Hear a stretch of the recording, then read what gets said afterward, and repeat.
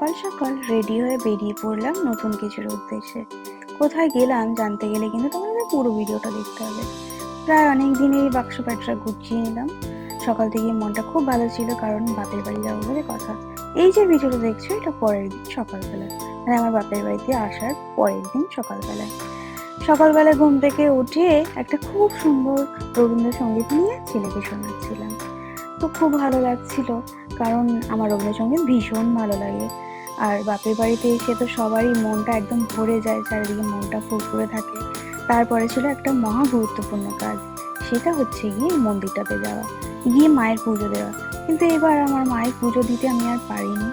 তো তাও আমার হাজব্যান্ডকে একটু সঙ্গ দিতে চলেই গিয়েছিলাম মায়ের মন্দিরে।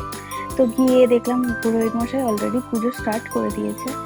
আর মানে এই মন্দিরটা যে দেখছো, এটা আমাদের রানাঘাটেরই খুব সুন্দর একটা মন্দির। এটা অনেক পুরনো একটা মন্দির, কিন্তু নতুন ভাবে এটাকে আবার সাজানো হয়েছে।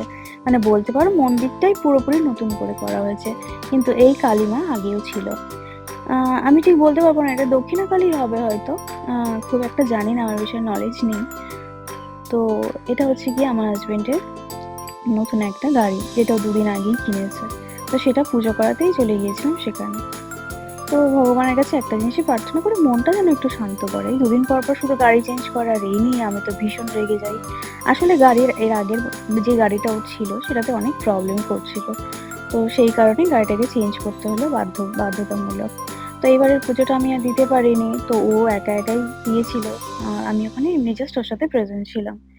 তো রাস্তাঘাটে তো অনেক বিপদ আপদই হয়, আমার মনে হয় যে গাড়িটা পুজো দিয়ে নেওয়াটাই বেটার। সবাই তোমরা নতুন গাড়িটারি কিনে আগে ভগবানের কাছে নিয়ে যেও, পুজো করিয়ে নিও। আশা করি সব বাঙালি এটাই করে থাকে।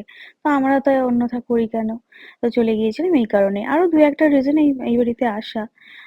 এমনিতেও তো বাপের বাড়িতে বাঙালি মেয়েরা আসতে ভীষণই পছন্দ করে। আর আসার পরে মানে মানে কি বলবো, তার থেকে আনন্দের যেন আর কিছু হয় না।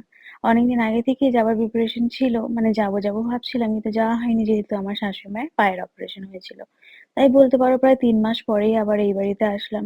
বাপের বাড়ি থেকে শ্বশুর বাড়ি খুব একটা ডিস্টেন্সে না। দেখো মায়ের মুখটা কি সুন্দর না, খুব ভালো লাগছিল। মন্দিরের ভেতরটা গেলে এত সুন্দর ঠান্ডা, বেশ ভালো, মনটা জুড়িয়ে যায়। তো এই যে আমি আর আমার হাজবেন্ড, তো ফাইনালি পুজো দেওয়া হয়ে গেছে।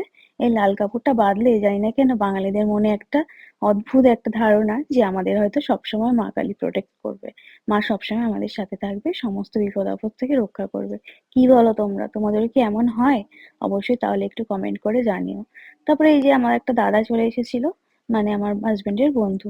তো ভিডিওটা কেমন লাগলো অবশ্যই জানিও, ভালো লাগলে অবশ্যই লাইক কমেন্ট করো। টাটা।